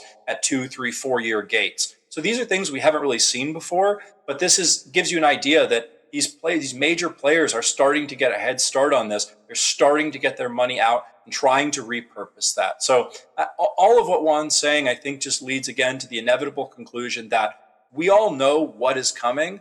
The only question is, what are you going to do about it? And when are you going to do that about it? It's a very important takeaway. Thank you. I'm going to shift gears, Bill, and talk about oil. We didn't get to that very much with Juan. There's so many things to discuss. But with all that's happening with the Straits of Hormuz concerning oil, is this having an impact presently on the price of gold and silver? Because we often talk about the paper manipulation with the banks temporarily affecting it. Is the oil issue with oil, at about $100 a barrel presently, temporarily, but what's your take on oil in the mid to short term impact on the price points of gold and silver, if any? Yeah, absolutely. So there's two things I would point out, just from a real technical and real finance heavy. And the first piece is something I think that I've mentioned in the past, and that is that immediately there is this surge here where a lot of that money that's in commodities wants to go and swallow up oil because there is uncertainty about how long will this last. How will this impact oil? So there's that's why oil is over $100 is in response to that. And so some of that obviously comes out of metals in the meantime. But you notice everything's dropping. The market's down, basically everything, because so much of that money is temporarily rotating into oil because people have to secure. If you're any industry in the world and any producer, whatever you do, you're going to use fuel or oil or in some way or another. So there's a sort of a rush there to get that, at least in preparation for, is this a month? Is this a year? Now I think some of us that give Trump a little more credit, understand that this maybe won't be as long of an issue, but a lot of people don't give him that much credit and they want to be prepared. So in the short term, you've seen a little pullback in metals. Now, in the longer term, this is very productive for gold because this obviously will raise short-term inflation, so things get more expensive because, for instance, fuel gets more expensive, takes more time, more energy, more cost to produce anything. In the long term, drives inflation, which drives metals. So you're going to see metals in a longer term. Now, if you're like a trader and you wanted to go snatch up oil in the very short term, that's fine. But if you're talking about a longer term look on this, we're talking anywhere from a couple months to a year, et cetera, then this is going to be very, very positive for metals. So I think we saw a little of that pull back already, and now you're starting to see metals actually increase here in result to that. So Kind of depends on your timeline on that, on how I would answer, but definitely positive in the long run. Thank you, Bill. I remember last time you and Will Barney were on this program together. And by the way, the dynamic duo will be back next week. You and Will mentioned, uh, I think I asked, what's the ground floor for silver, in light of the bank's temporarily continued manipulation. And each of you pretty much concluded at about the $70 range mark. And that's kind of where we're sitting in the Yeah. couple of weeks it's been since, which is comforting. But let me ask this. Countries around the world, like Russia and China, for example, are not only stocking up on gold and not just silver, gold as well. And they're not letting the metals out of their countries, which is very interesting. What impact do you think that will have on the price of metals moving forward, if any? There's a lot of different angles to look at what's going to trigger. And Juan's on the record still just a moment ago, staying hard at 280 an ounce on silver. What impact does the moves that both China and Russia and perhaps other countries are making with gold and silver, what impact will that have, if any, on the price points? Yeah, so it's basic. It's really just, this doesn't take an economics degree to figure out. It's as simple as supply and demand. If all of a sudden, and we've been seeing this year over year, I mean, this is not a new thing, but because again that free floating supply is getting smaller and smaller, people are feeling it more, and you're seeing it more in the price movement on metals. But as there's less free floating supply, that is to say, central banks, for instance, are holding more metals. They're not letting it go. They're not, China's not letting go. The U.S. is starting to not let it go, etc. Countries across the world are saying we're not getting rid of our gold. We're not getting rid of our silver. In fact, we're continuing. I was reading a study this morning, and it was 98% of central banks say that they plan to add to their gold and silver reserves at a rate equal or higher than they have in the previous year. So across the board, every country in the world is still adding metals. We're talking about record numbers of metals acquisitions year over year for about 3 years now. So that's not changing. And if they're simultaneously not letting that metals go, at some point you start to really feel, oh, there's only a certain amount of gold and silver that you can even bid on, because you can get. Because if someone, for instance, these central banks are not going to let go of their gold and silver at all, then all of a sudden all you're bidding over is a really, really small amount. And that's what we're starting to see. That's part of why you're seeing gold and silver fluctuate so much, is because you're seeing just a small amount of gold or silver is really all that's available. So that's actually really good news for any potential metals buyer, someone that has metals, is because what it's telling you is that long term there comes a point, and I've made this argument about silver, but it applies for gold as well. But at some point, that no one wants to sell their silver at a particular number, because no one's willing to get rid of their silver. All of that silver is spoken for industrially or whatnot. So I think we're getting to that point. We're getting very, very close. I think that in the next, it could be 6 months to a year, because it's hard to know with the amount of paper silver that's out there how much is actually sitting in reserves. But we're talking about a point here where the industrial use is not able to get it. So that's where we really get into a bidding war with silver. That's where we get to the numbers that a lot of people have talked to, 200-300 plus. I've heard estimates as high as $1,000 an ounce on silver. So that's where we get to that point. And of course, those are tremendous numbers. I mean, in gold at anywhere from $5,000 to $10,000. But really, at the end of the day, you're doing metals as a way to protect yourself. It's just a really great added bonus that you've got this tremendous upside. It's rare. It's very rare in any asset class that you can both have, a protective asset, but also a growth asset at the same time. But it's kind of coalesced in a way that is once in a blue moon. And that's what we're seeing here because of a lot of this central bank buying. Well, that moon is very blue right now. And you talking to our audience, if you listen to everything Juan Savin said, and this very, very good analysis and additional commentary from Bill Armour, this is a gift. This is a gift moment. This is a tremendous opportunity right now. And the facts have been laid out, some speculation, but mostly the facts. It all makes sense to me. And you mentioned, Bill, 98% of the banks stockpiling this gold and silver now. I'm laughing. I'll tell you why I'm laughing, because it's these very same banks and Wall Street monsters for decades that have said the complete opposite. And now their only way out, their only way to hang in there and not be part of the 600 that are about to drop, is gold and silver. That tells you folks everything you need to know. Look, money's leaving the fiat system and moving into hard assets, not just gold and silver, oil, copper, but namely gold and silver, as you and Juan have laid out. We have the naked short trading game coming to a close soon with the banks. I guess the question I'm asking is, how long do you think it will be before we come off these lows now of $70, give or take, on silver, and 44, 45, 4,600 on gold, which is where we've been for the better part of the last 3 or 4 weeks? When do you see the collective mechanics shifting that will begin that spiking incremental 2 steps up, 1 step down, 2 steps up trajectory again? It's a crystal ball question. I understand that, but I think you're very well grounded and well founded to share with us your views on that. When do you see it resuming? Yeah, absolutely. Well, and I always want to start by just saying we're talking about, when will it get back? When will we see a new all-time high? We've seen 53 all-time highs in the last 12 months. So we're talking about something that we've seen an all-time high, and just for context here, almost every single month we've seen 3, 4, 5 all-time highs. So the first month in a while that we haven't seen 2, 3, 4, 5 all-time highs. Now, with that said, that's for gold and silver. Now, with that said, these numbers that we're seeing, this consolidation here, temporary, absolutely temporary. We're coming off of huge gains, but I think that the strongest movements upwards will come and coincide with a lot of the paper silver, unwinding there that we've talked a lot about in many other episodes. It'll come and coincide with the free float gold being unavailable.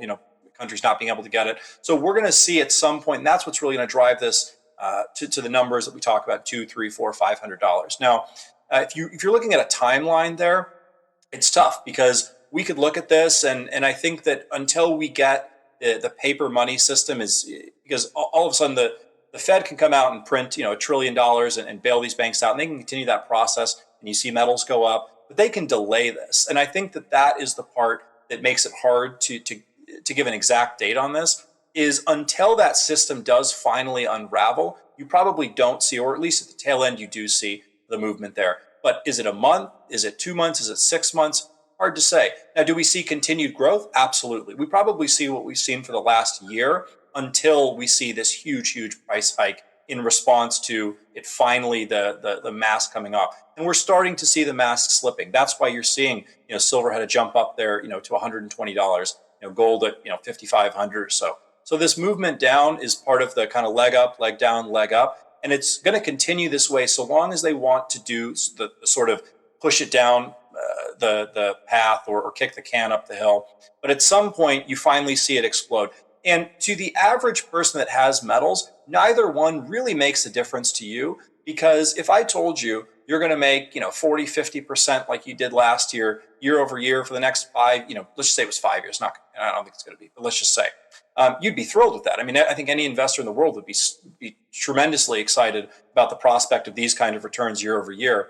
But if it's a month for you, if it's 6 months, if it's a year until you see that huge hike up to the numbers that we've talked about, that's neither here nor there. I tend to believe, with all of that said, that we're looking at somewhere between, if you're talking about silver, just getting back to that 120 range, I think we're looking at somewhere in the next 60 to 90 days we start to see this hike up. Same thing with gold. A lot of this will depend on sort of unwinding of a couple other things that we can get into, but I would say 60 to 90 days. I think that this exodus from private credit and whatnot and other places reflects a growing understanding that things are about to get really rocky. I think that's one thing that Juan did hit and very poignantly said, that it's going to get bumpy. And I think people should be aware of that with their finances, that night is always darkest before the dawn. I'll say that. And so what that means is that if you're in anything surrounding not metals, you're going to have probably a rough go of things. You can get in metals, then you can look day over day, week over week. And the only thing you're going to be is excited, because whether it's tomorrow, the next day, a week, a year, 2 years, you're still going to have that to look forward to until it does happen. So I know there's a long-winded answer, but for metals, I would say 60 to 90 days until we start seeing this breakout. And then it's just a matter of time until we see the true meteoric rise. Thank you. You know, I often talk about the danger zone that we're in the middle of during this global financial reset. We're also in a huge opportunity zone. And this broadcast between you and Juan have really laid that very clearly. I'll keep it simple, Sam, as we wind down this episode for our viewers. We know the dangers, they're real, they're serious, and some of them are gargantuan, and they're unstoppable per one. Okay. But we also have these opportunities, which Juan alluded to, and which Bill's picking up on. And one of the opportunities, and really the one that's shining bright, it's like a neon sign. Come here, buy gold, buy silver, buy now. But I'll say buyer beware. And that's why I want you to give Bill Armour a call for a free consult. Right now, Bill and Juan, speak generically to an audience, to a camera. But in Bill's line of work, he can speak to you personally, and he can discuss all the questions you have for those that have the ability to invest in gold and silver and reposition your portfolios, because the dangers have been identified and so have the opportunities. And that's a gift. That's a gift. So let's take advantage of those opportunities. So Bill's phone number is on the screen for those listening on podcasts, perhaps in other places and not viewing right now. That phone number is 310-407-0239. Now, I did say, but buyer beware. Bill and I have touched on this before. What I mean by that, we'll certainly revisit it again in other episodes. In the meantime, go to wealthcoachuniversity.com. There are 10 free video modules I produced a year ago that are evergreen. And in there, you will get some of the nuggets why I say buyer beware. And I can save you those headaches by contacting my resource, which is right before you on the screen, Bill Armour. Any closing comments, Bill, about anything pertaining to the topics both Juan and I have discussed and you and I have been touching on here?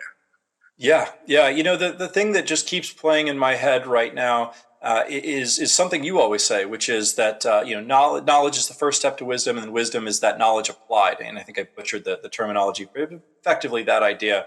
And it just keeps playing in my head is that if people have listened to this broadcast and they've heard what Juan has to say, they've really had the knowledge of what is to come laid out in front of them. And if you hear that knowledge and do nothing with it, then it's really hard to blame anyone but yourself for the pain and sort of agony that you will feel as a result of that. And on the flip side, if you do take action, you make a decision, you make a change, and you protect yourself, then you get all the credit for that when things do come to fruition. So I just think that as people are hearing this, I would really urge them that, and I'm aware of this. I live in this. I work in this all the time. But for people who maybe don't have the time to study this and do all that they'd like to, if you're hearing some of what's coming, you really take this seriously, because I think it would be naive to not think that we're going to experience a lot of what we talked about. Naive looking at the numbers, the data, to not protect yourself, not preserve what you have. You've worked an entire lifetime, and preserved and saved, and it would just be such a pity to lose that to a lot of the nonsense that has gone on and will go on as a result of some of these really evil people that we're surrounded by. So make a decision that is going to preserve and protect what you have worked so hard for, would be just my thoughts here. Thank you. As I close us out, our segment here, I want to say that Juan spoke about, well, let me say it this way. One of the things I gleaned from what Juan was talking about was, with all the disruptions that are coming, with this big battle between us and them, it's time to assemble a new team. That's what it comes down to. And God's at the top for those of faith. That's where your prayer is. Second is if your financial advisors, your experts that I said in the disclaimer in the show, your legal and tax and financial experts, if they don't understand the things that we've been talking about here, if that's not part of their dialogue and narrative, maybe it's time for a new team. And to help you with that, folks, you visit wealthcoachuniversity.com. Scroll down, there's a little blue tab, Advisor Scorecard. That'll wet your whistle. You run through that, and that'll help you. But at the end of the day, as you were alluding to, Bill, at the end of the day, you have yourself to look in the mirror And did I do the right thing at this unbelievable time in history for yourself and for posterity? And you can and you should. And we hope that, I hope that my efforts and my team's efforts and my great guests like Bill and others that come on these broadcasts, giving you the best of what we have to help us all help one another. And that's where we go one, we go all comes in. I'm going to close out and remind our audience of what I started this broadcast with, and that's a quote from Juan Savin. In all these things, we're going to have to fight,